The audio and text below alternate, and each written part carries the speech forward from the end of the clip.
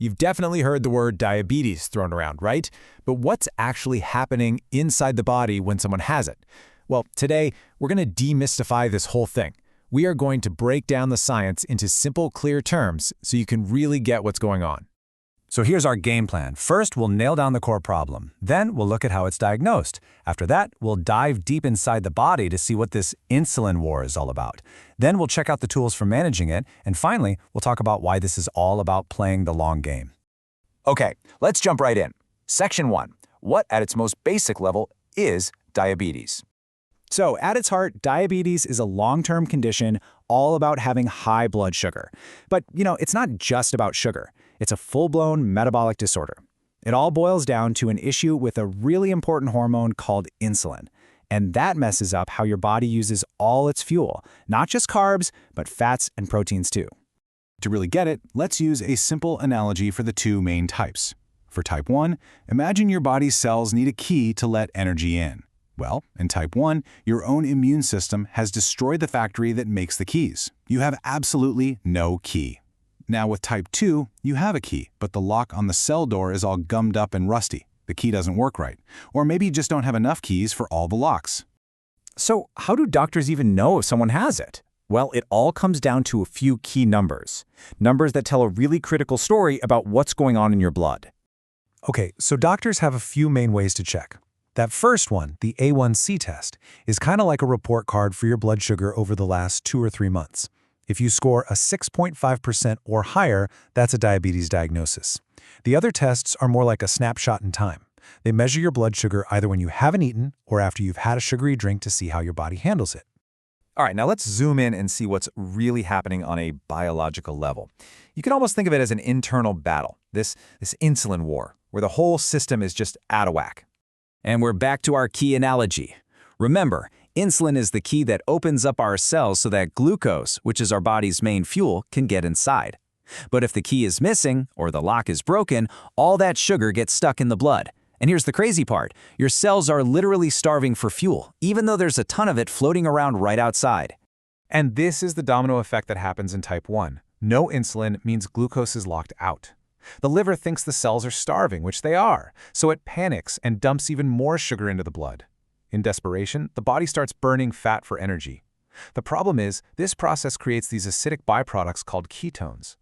When too many ketones build up, the blood becomes dangerously acidic, and that leads to a life-threatening emergency called diabetic ketoacidosis, or DK.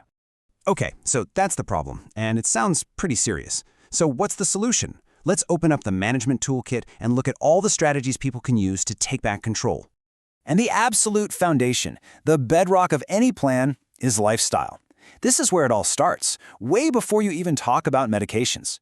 We're talking about a smart diet, managing weight, and getting regular exercise. A mix of things like walking or swimming, plus some strength training. And it even includes small but crucial habits, like checking your feet every day to prevent serious problems down the road. Now for type 2 diabetes, when lifestyle changes just aren't cutting it, the first medication doctors almost always turn to is metformin. This has been the workhorse of diabetes treatment for decades. So why metformin? Well, it's pretty clever. It does two main things. It tells the liver to cool it with producing so much sugar, and it helps the muscles suck up more of the sugar that's already in the blood. It's a go-to because it's safe, it's cheap, it doesn't cause dangerously low blood sugar, and it can help with weight. The biggest downside? It can sometimes cause an upset stomach. Let's look at another type of drug just to see how differently they can work. This one is called a sulfonylurea. Its job is basically to squeeze more insulin out of the pancreas.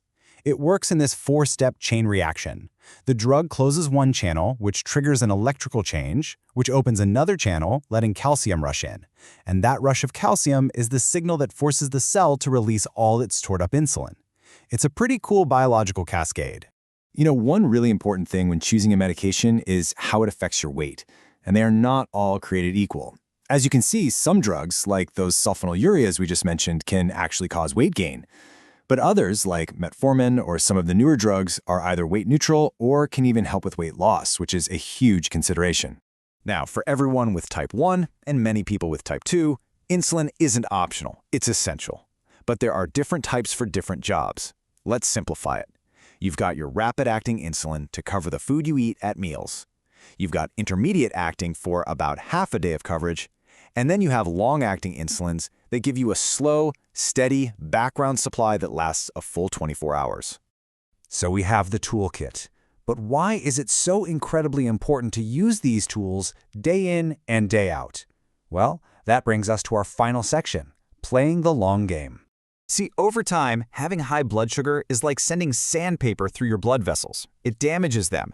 And that damage can happen in the tiny vessels, that's the microvascular stuff, affecting your eyes, your kidneys, and your nerves. And it can also happen in the big vessels, the macrovascular ones, which leads to a much higher risk for heart attacks, strokes, and circulation problems. This is the why. This is why managing blood sugar today is all about protecting your whole body tomorrow. Hey, remember that A1C test from the beginning? It's back. But this time, it's not a diagnosis, it's a target. For most people with diabetes, the goal is to keep that A1C number below 7%. Hitting that target is the best sign that the whole management plan is working and that you're lowering the risk of all those long-term issues.